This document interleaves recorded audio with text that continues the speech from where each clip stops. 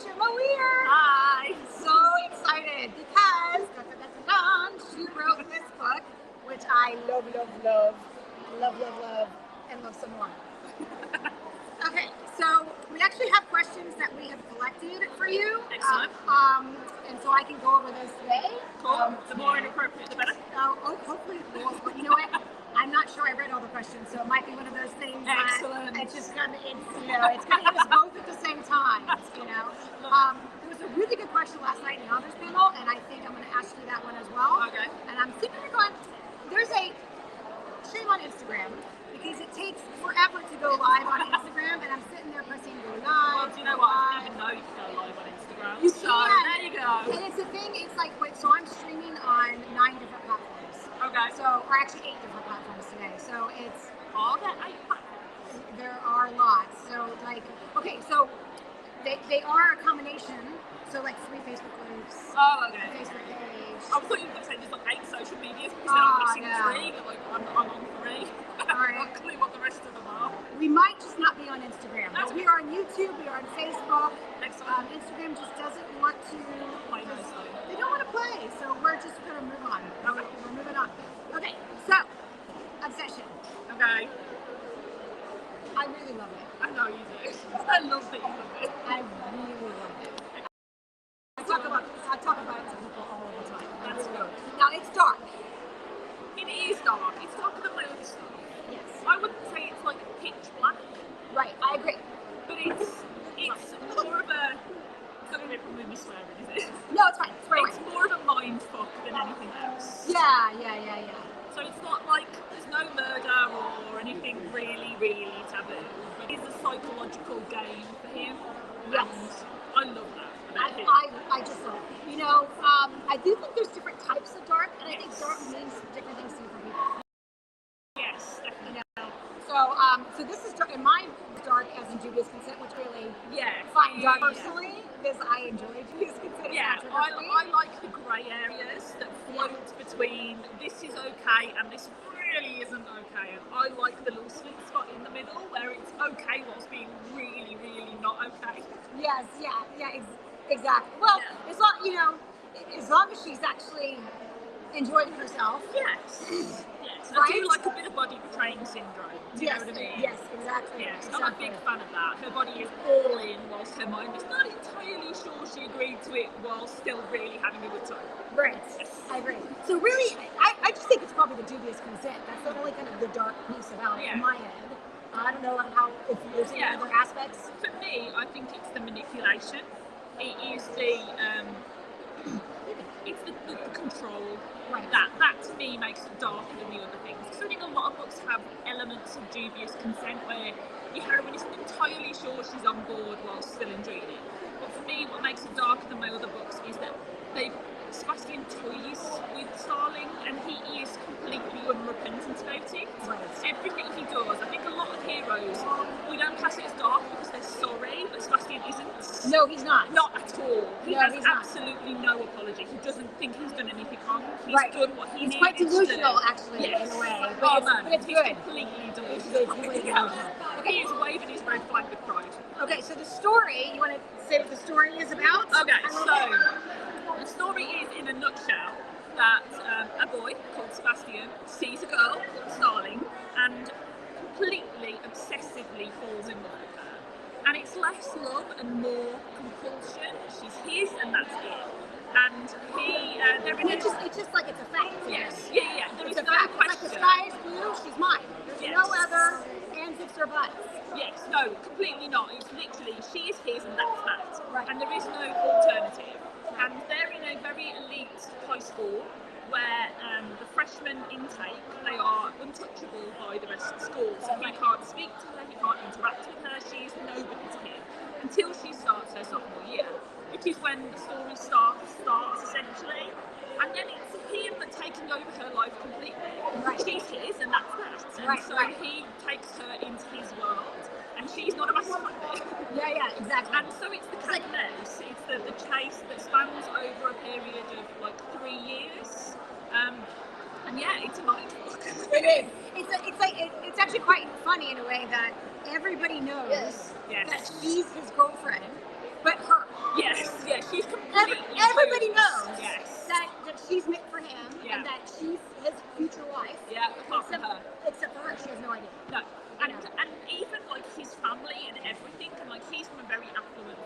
family, very well off, and it's not. I mean, it was an expectation for him that he would have a politically arranged marriage within another rich family to create bonds and merge companies. And his only way around that is because he sees her and she's so young and she's mine, and so he tells his family. Right. And so when he turns up with her one day, they're like, hi! Like, you know, it's like she's always been there and she's never met them and she has no idea where she's there. It's quite funny. Yes. Yeah, absolutely. And what I really, really love about too is there's like a part 1 and a part 2. And there's a time lapse. Yes. And I'm not typically a fan of time lapses, but this was done very well. And where I didn't care. I just wanted to know, oh my gosh, because I don't want to spoil anything. But it's really hard to talk about. It's really hard to talk. We're just going to have to talk about it. Because like, in a lot of books, right, you have the FMC that wants to run away. Yes. But it never happens. Mine do. And I love that she got away. She got away from him. She really did. And she fucked him over so royally. I know. Because she finds the only person that's on her side, and she uses him as a shelter.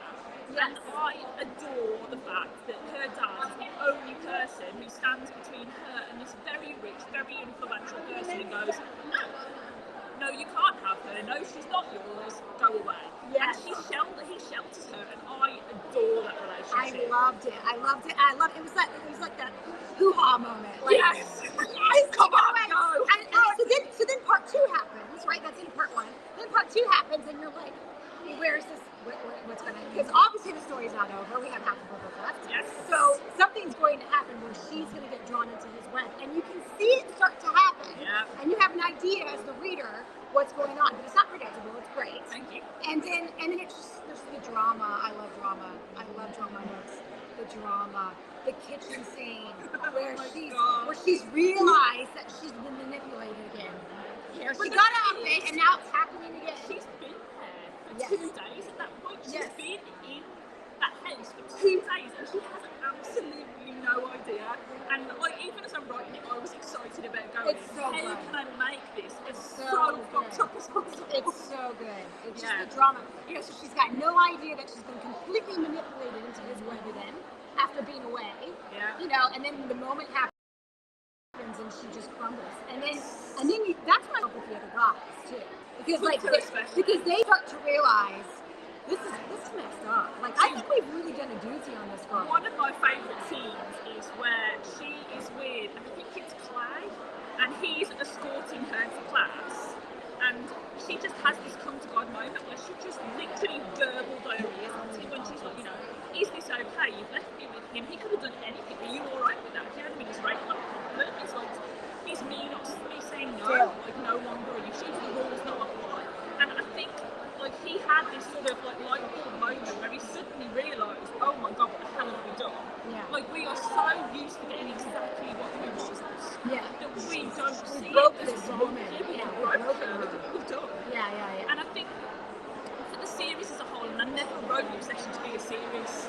Obsession was always going to be a standalone. It's a standalone, yes. Because it was really dipping your toes the first time into the dark. Very much. Like, but you're very good at it. Thank you. You're very good My at it. wheelhouse is tongue-in-cheek, alpha male, like, love at first sight. You know what I mean? It's not dark, it's all about the sex, and it's all very over the top. It's all done in a very light-hearted way. Right. And I've a bit sweeter, right? Yeah, it's much sweeter. They worship them. I mean, with the books, it's still that sort of first, oh my god, she's lying moment. Right. But then they want to worship them and covet them, and they want to protect them, and, you know, put them in a little bubble and get them pregnant, and like, they all babies. Yeah. And I always wanted to write dark, but I wasn't sure whether my audience would get it. Right. And then I was invited to do the anthology, and I was like, do you know what, sod it, like, this is my opportunity to do something that I really want to do, that maybe my readership won't get. Right. But when you put it in an anthology alongside Sam Mariano, and who else was in there? Lucy Sloan was in there, do you know what I mean? May Sages and Darcy. And you put it in that platform and you put it alongside those, and suddenly it's not Gemma Weir, the fluffy little instant love, it's Gemma Weir, the psychotic red flag. But it works because you write really something for everyone in the romance area. You know what I mean? Yeah. Right? So like someone might not be into Judy then you can say, you try her Mountain series. Yes. You know, and I or someone... series as well, that was like my first tiptoeing into the alpha male thing. Right. And it all really started because I couldn't find the books that I wanted to read. I was a blogger, I was a reader, and there just wasn't enough psycho alpha males. So I decided to write my own. Well, that's what it's about, right? Like, when we make fiction, it's fiction. People forget that sometimes. You get people that do the bad reviews because, oh my gosh, Sebastian, Yes. Right? But it's like, it's fiction, it's make-believe. Well, for anybody that's read any of my books, I have a very lengthy warning in the front of the books that is like 3 pages long, and it goes, you know, I write alpha males, I write red flag waving, completely consuming, take over your life, inappropriate alpha holes, and if that isn't your cup of tea, then I'm not going to be offended. I know my books aren't for everybody, but this is what you're letting yourself in. Right. And I do love my convertees. Sometimes I convert people who are like, you know, it's not really my kind of book, but friends told me I should read it, and they come up and go, oh my god, it was brilliant. It's like, it's so fucked up and it's so wrong. Yes, It's great. Was I the one that got you to read it? You did, and that was and you my too. Excellent. that was my first. It is right. It's your element. Rebecca. Yeah. I wouldn't have read it otherwise. I loved it. It's so good. I loved it. Thanks. So good. You've got to read Contemp. It's so You've got to good. read Contemp. Book 3 that just came out. I know. I was hoping you'd bring it. I was like, are you bringing any? I tried to get some. Unfortunately, the proof came through and there was an error in the back. So I've had to send it all back, get it all reformatted again, and then submit it, and I just couldn't get any on time, unfortunately. Next week, I'll have some, but I can't get any this week. Yeah. But it's, so with Obsession, right, there's, Sebastian has friends. Yes. So it does it's smart, it's logical for you to do a book on each of the friends. Any book I write, I always write myself the opportunity of books. Yep, Because I just smart. think that's smart. the best way to be, do you know what I mean? Like, establishing a career as an author is having a good quality back catalogue. And so if there's an opportunity and there's enough need, then I'll always leave myself an opening to write more books. But that wasn't my intent when I wrote Obsession, because I wasn't sure how people would feel about Clay and Hudson and Edgy. But I always loved them almost as much. Yeah. No. Well, no, I mean, no, yes. There's always something about the OG, right? Like the original, there always is something, but there's plenty of series where, additional books are just as good as the first. And or better, you know? Like, I think in the Afterlife saga, my favorite book actually isn't book 1. It's later on in the saga. I mentioned them books because it is a series of 7 brothers. Each brother has a very distinct personality, and I do have people that come along and go, my book is book 3, which is Granger's book, it's more of a total power exchange without the BDSM. And so people say, I love the fact that he just sort of looks after her, like he takes over her life, and he looks after her, but it's what she wants, it's what she needs. She needs that emotional reassurance, and they love that. But then I have like Danny Bow, who's like nuts, and just sort of throw her over my shoulder and think later moments. We'll sort it out later. She's coming with me. I think he does actually throw her over his shoulder. We'll figure out the details later. She's mine. Fine. Fine. I've licked it. It's fine. I also think Obsession was genius in the fact that with the part 1, part 2, you had the same formula, but you did it differently. Yes. It was really, I was really blown away by it. It does start, they're young when it starts. Very young. So when I picked it up, I thought, I don't know, man, they're 16. And but it didn't take long for me to get hooked in the story. He's slightly older because he's a senior. Yeah, so he's 18 and she's 16. Yes. And then you have the time gap where they're in college. Yeah. Well, for me, I know that kids have sex younger than 18. You know what I mean? It happens. Everybody knows it happens. I don't necessarily want to write at 18. Yeah, exactly. So for me, the time hop put them at a more emotional maturity. Right. So I can actually develop their character a little bit more. Because I think as a 16, 17, 18-year-old, I was still a child to a certain degree. And although you can have these feelings, I'm not sure they're quite as developed as they are the older you get. So I wanted to stay, this is your first love, this is a forever love. And the best way to do that was to make them a little bit older. So I think one of the reasons why it really appealed to me is because I read a lot. I love reading, obviously. I read a lot. Like, I the wrong job. Yeah, I read a lot, right? And so I read, and especially I read a lot of KU, I read a lot of traditional authors too. And there does get to be kind of a repetitive. Yeah, there's a only so many tracks. Right, and so you pick up a new book, and it's very similar to one that you've read before. Yeah. So when I stumble upon something like this that is entirely unique, with the time lapse, the part 1, the part 2, and then what I was saying about the formula, like in a series, in a song, right, for one of the series, I think sometimes when an author can figure out what the magic was in book 1 and repeat it for book 2, but it's done differently, then the reader's so interested. I think that there's a lot of series out there that you get to book 2 and you've resolved book 1, Yes. and they haven't repeated the formula, and now they're talking about something else that might not have intrigued you, and you might lose interest, right? So I think a lot of authors do really well when they figure out what that magic is and find a way to replicate it or twist it, and that's exactly what they do. So it's really, this was my first experience reading, and I specifically asked her to do this interview because I wanted to rave about this book. I love it. I love it. I love it. Thank you. So, all right. I love that. It's so good. But this series, Starling and Sebastian are so, like, such a big part of the story that each book is a continuation of it still, so I get to read them Yeah, it's great. every time. So It's yeah, great. so I get my This is OGs still part in of it. every- Yes, and they feature really heavily in the Hunters. So Oh, there's great. lots. I'm looking for it. I can't wait to read it. So I have not had a chance. No, I cannot wait. you've been busy. I cannot wait to read it. I'm very like it. excited. I know you'll like it. I've already been thinking plane ride home. Yes, it's a Right, right. really big Oh. book and you've got a really long flight. Yes, So you'll be there fine. we go. There we go. Okay, so we're gonna hit some questions from your fans. Okay. All right. So in for my group, in the dark group, the contemporary men's group, would you? And so I haven't read these. So That's fine. we're gonna find out. Yeah. Right? Would you like to be the object of a guy's obsession? I'm guessing they mean Sebastian's kind of obsession. Do you know what? I kind of think it's awesome in a really messed up way. Honestly, like to be somebody's soul, Yeah, to and they be wake up and someone's you are everything. all they think about all Yeah. day. Everything. I mean, that's why we read this stuff, right? Yeah. But I mean, let's be honest. If somebody was stalking me, I'd probably be on the phone to the police. Right, exactly. But to have somebody who was so obsessively in love with you that everything they do revolves around you, kind of thinks kind of sexy. Kind of hot, Do you know what I yeah, mean? it's It's really kinda kind of hot. hot. So yes, yes I would. Oh, Excellent. Holly says Yes. this book is her soul food. I love that. It is. Yes. It is really good. It is really good. And the writing's good too. The writing's good If I too. could reread that book at the same time, then that's the other. So Julie Elleray is the one who asked that question, and then Ben Lapona Moore asked, "What's your inspiration?" I've got a really dirty mind. I've just got a really, really When you say dirty dirty, you mind. mean spice. Yes.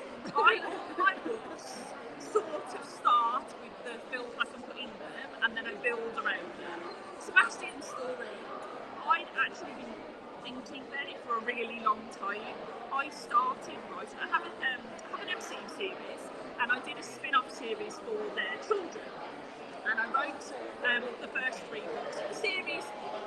It was a little bit more contemporary than I write now, and I got to a point where I wasn't happy with the series, but the book that I intended to do afterwards was a sort of, she's mine and that's that, Right. in a much milder way. So I'd sort of always had that idea in the back of my head, and then the rest of it sort of come where it was. And I'll be honest, I saw the cover first. I bought the cover and I saw the feathers and the barbed wire, and I just sort of went, you know what, let's just all come together in this like little magical So it mix really of. inspired you. That Yes, is, it did. And I've just always wanted to write a sci-fi. And you did it. And I right. did. A delusional one that we love. Yes. That we love. Okay, all right. So next one is from Kathleen Gifford. What series is she going to be working on next? Well, I kind of write one book from one series, then jump to another book from another series, then jump to another book from another series. So I am currently writing Flame, which is the 3rd book in my Mental Health Protector series. But yay! You're about men fan? Excellent. Oh, Sandy, the camera woman. Yes, that's me. Hello. I literally just sent off to the editors the first book in my Lies and Truths duet that I'm bringing out later on in the year. So I've just got out of that mindset. That is set within the world of obsession. Okay.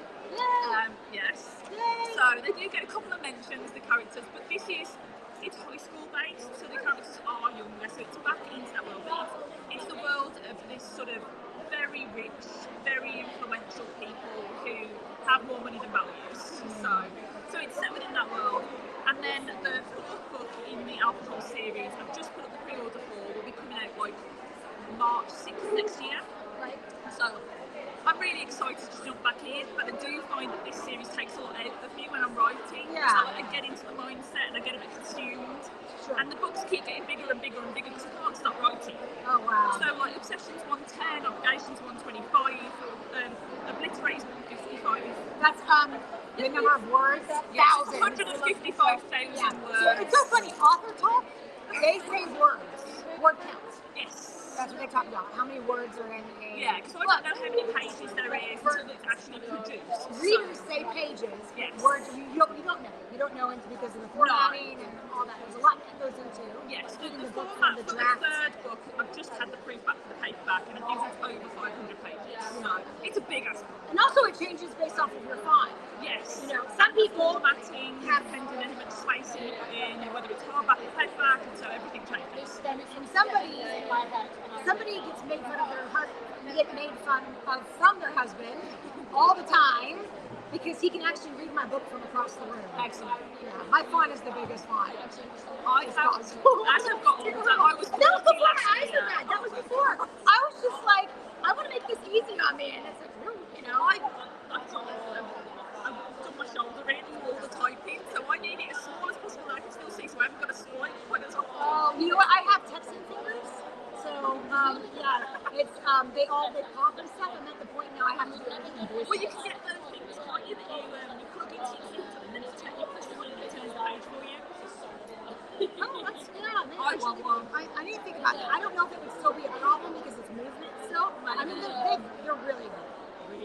They're so bad that when I wake up in the morning, I have a dog that is very sensitive to me waking up, and she barks as soon as she hears any movement. So I'm literally, she's behind me sleeping. I'm literally, because I'm on my phone, trying to move so she can't see me. And then as soon I get the phone over and she hasn't let me move, and I'm starting to look at my messages, and it's crack and Oh my god. they're that bad. So I have a clearly I toddler. have bad hands. I have a toddler that's quite similar to you. Yeah, she's usually, my 2-year-old is usually somewhere here, sort of stuck to me, and then the moment I'm on my phone, Mama, can I have a melon? No. You really can't. I'm like, yes, I'm sorry. So I can't go Facebook and go. Okay, all right. So we're going to we got a lot of questions, but we're running out of time here. So we let's see here. We'll get from Holly because we're going to ask you a question. Yes, let's do. Do you just have one? Me. You just You have the can't one. see, but she just sort of spun round really He quick. did, quickly. All right. Here's Holly. Say hey. Quickest and smoothest to write. We're all your characters behaving as such. What do you mean by behaving as such? Right, okay. So when you like write a book, you always like plan it out, don't you? You have an idea. Oh, do you not? No. So you kind of you have to have like an idea where it's going. No. Oh, fair enough. So that means nothing then, because like I feel like. But my you characters don't but you behave just even go. when I haven't got Yeah. a clue what's going to happen. But like, so in my head, usually I would think that someone would have like a direction, but they just like derail it immediately. They're like, okay, No, that's do you know happening. what? Some people do plan, like they meticulously plan. That's my husband is, which is really weird. He's done the nipple shot. Probably, yes. Yeah, I was talking to my booth and he showed his nipple. Because That's that's very encouraging because he's showing you Peterborough feet. Oh, right. Okay. He's got an inappropriate Peterborough tattoo that Got I it. kind of feel like we need to show, but maybe not. Just offending people all over the world. Okay then. But yeah, so I know a lot of people meticulously plan. Like I know someone who plans everything before she writes a single word. She plans everything down to like each paragraph in each chapter, and she has like this sea of post-it notes, and it's wonderful. I don't. I sit down with a laptop and see what happens. And so, but my characters still don't behave. I've had to completely rewrite books because I've got to 80,000 words and realise I don't like it. And I have I've deleted 50,000 words before just pressed so delete. Wow. Yeah. Oh mate, I am not even organised Do you chaos. like, I'm just do you like chaos. save it, or do you just get rid? Do you like, oh, I'm gonna use that later, something else, or do you just like die? Most of the time it's dies.